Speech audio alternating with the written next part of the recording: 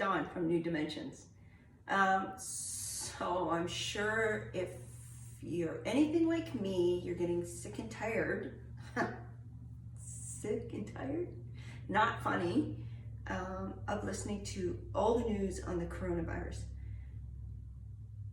All the news, all the social media, phone calls, chit chats. Enough is enough, okay? Yes, we want to be informed, but you know what? When is it too much? You're going to hear different stories, you're going to hear different protocols.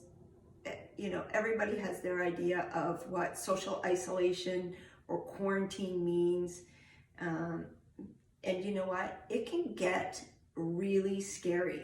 And what I've noticed with a lot of the calls that I've had coming in recently is the fact that it's not just people living with dementia, but seniors as well. But definitely there's a lot of scare and worry for people living with dementia on this whole pandemic that's going on that we just have never experienced before. So what do we do to help reduce some of that fear and anxiety that's going on? Well, let's not overcomplicate things, people. Let's just keep it simple. Decrease the TV time, decrease your screen time. Don't be watching a million updates. You're isolated in your home anyway. So it's not going to change a whole lot if you get an update in the morning and maybe one in the evening.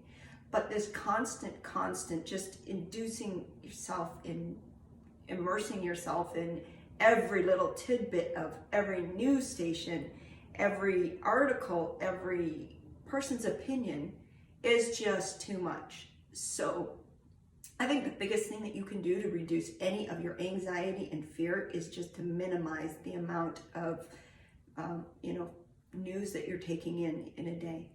And then there's the other basic things that you can do. You've got to remember that we have to eat properly, we have to drink enough fluids, we have to get exercise and sleep properly.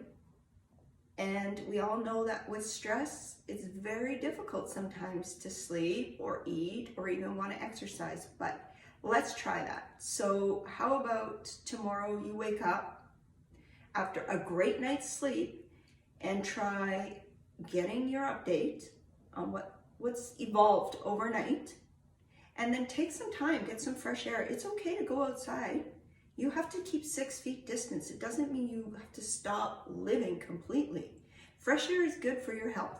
So wake up after a good night's sleep, have a great breakfast, get your news fix, go for a walk, put some music on it, sing and dance, do something that you love, that you think is fun.